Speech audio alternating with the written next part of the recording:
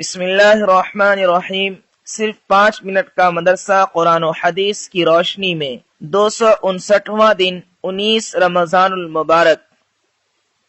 Number 1، اسلامی تاریخ۔ رسول اللہ صلی اللہ علیہ وسلم کی ہجرت۔ جب رسول اللہ صلی اللہ علیہ وسلم کو ہجرت کا حکم ہوا تو آپ صلی اللہ علیہ وسلم حضرت ابوبکر رضی اللہ عنہ کے گھر تشریف لے گئے اور مشورہ کر کے ہجرت کی تیاری شروع کر دی۔ پھر 2-3 روز بعد رات کی تاریکی میں حضرت ابوبکر رضی اللہ عنہ کے ساتھ روانہ ہو گئے۔ چونکہ مخالفت کا زور تھا اور کفار آپ صلی اللہ علیہ وسلم کے قتل کے در پہ تھے، اس لیے مکہ سے 4 میل کے فاصلے پر ایک پہاڑ کے غار میں، جسے غار ثور کہا جاتا ہے، وہاں چلے گئے۔ کفار مکہ آپ صلی اللہ علیہ وسلم کی تلاش میں نکلے اور غار تک پہنچ گئے۔ حضرت ابوبکر رضی اللہ عنہ گھبرا گئے، مگر رسول اللہ صلی اللہ علیہ وسلم نے فرمایا، گھبراؤ نہیں، خدا ہمارے ساتھ ہے۔ کفار ان دونوں حضرات کو نہ دیکھ سکے اور واپس چلے گئے۔ رسول اللہ صلی اللہ علیہ وسلم اس غار میں 3 روز رہے۔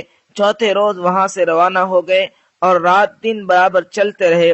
راستے میں سراقہ نامی ایک شخص نے آپ صلی اللہ علیہ وسلم کا پیچھا کیا، مگر وہاں بھی ناکام و نامراد ہوا۔ بالآخر رسول اللہ صلی اللہ علیہ وسلم مشقت و خطرات سے بھرا ہوا سفر طے کرتے ہوئے مدینہ پہنچے، جہاں آپ صلی اللہ علیہ وسلم کا پرجوش استقبال ہوا۔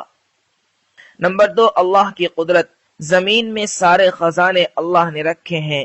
اللہ تعالیٰ نے زمین کے اندر مختلف قسم کے تیل کے خزانے رکھے ہیں، جن میں پٹرول، ڈیزل اور مٹی کا تیل انسانی ترقی کے لیے بہت ہی اہم اور ضروری ہیں۔ آج تیل کی جتنی اہمیت و ضرورت ہے اتنی پہلے کبھی نہ تھی۔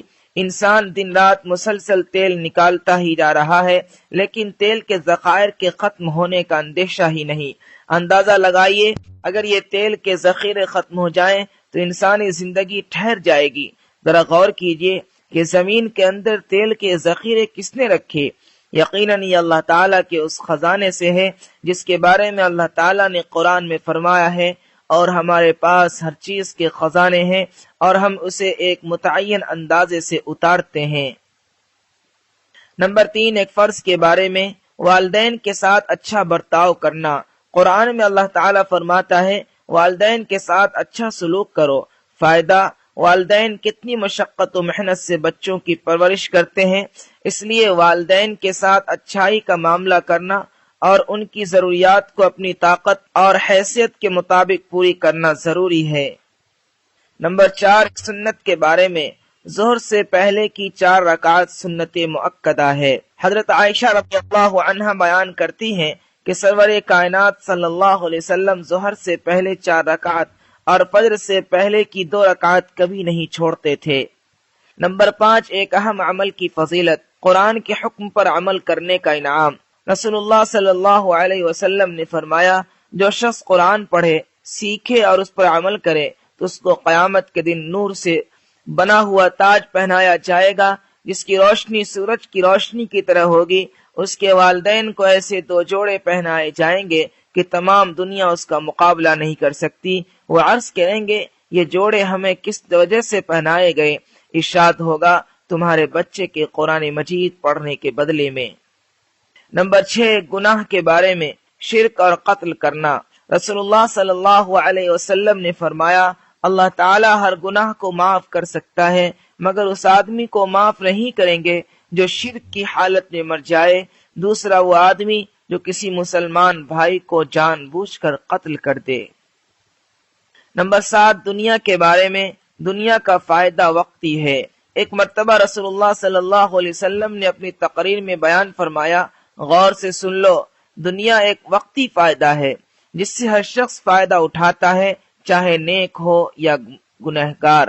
خلاصہ، دنیا کی ناز و نعمت اور اس کا فائدہ گنہگار کے لیے وقتی ہے اور نیکوکار کے لیے دائمی ہے، یعنی دنیا میں بھی اور آخرت میں بھی اس کا فائدہ پہنچے گا۔ نمبر 8، آخرت کے بارے میں، اہل جنت کا شکر ادا کرنا۔ قرآن میں اللہ تعالیٰ فرماتا ہے، جنتی جنت میں داخل ہو کر کہیں گے، حمد اور شکر اس اللہ کے لیے ہے جس نے ہم سے ہر قسم کا غم دور کر دیا۔ بے شک ہمارا رب بڑا بخشنے والا، بڑا قدردان ہے، جس نے اپنے فضل سے ہم کو ہمیشہ رہنے کی جگہ میں اتارا جہاں نہ ہم کو کوئی تکلیف پہنچے گی اور نہ ہم کو کسی قسم کی تکان محسوس ہوگی۔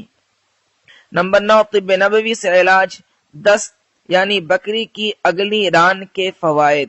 رسول اللہ صلی اللہ علیہ وسلم کو دست یعنی اگلی ران کا گوشت بہت پسند تھا۔